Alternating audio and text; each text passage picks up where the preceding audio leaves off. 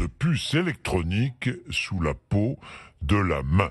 La puce a la taille d'un grain de riz. Elle permet de déverrouiller des portes, de valider sa carte de transport, d'activer un ordinateur, simplement en passant sa main devant un lecteur, exactement comme lorsque l'on paie avec sa carte bleue, vous savez, sans contact, ou que l'on passe son badge sur le lecteur pour entrer dans son entreprise. Les Suédois ont une confiance aveugle dans les nouvelles technologies. Il n'est donc pas étonnant qu'environ 3000 d'entre eux se soient déjà fait implanter une puce électronique. Reportage au pays des Vikings, des cyborgs.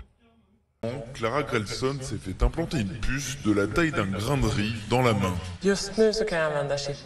Maintenant, je peux utiliser cette puce pour ouvrir certains documents sur mon ordinateur, quand un mot de passe est nécessaire.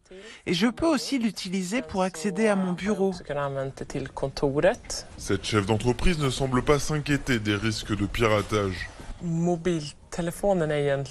Les téléphones portables posent beaucoup plus de problèmes en matière de protection des données, notamment parce qu'ils ont un GPS intégré. Clara Grelson attend maintenant de pouvoir utiliser sa puce dans les commerces. Une possibilité déjà expérimentée à la cafétéria de l'université de Linköping, 170 km au sud de Stockholm. Donc là, j'arrive à la cafétéria pour acheter mon café. Là, je place ma main contre le lecteur. Je n'ai plus qu'à prendre mon gobelet et me servir. Et voilà.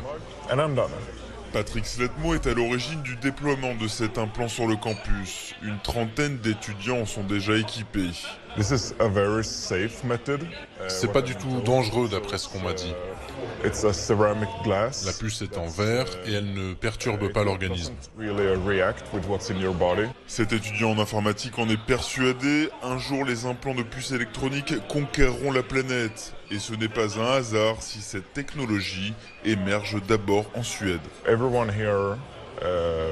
Dans ce pays, tout le monde est habitué à la technologie et en voit le potentiel. Donc quand des nouveautés arrivent comme celle-là, les gens pensent que c'est cool plutôt que de trouver ça bizarre.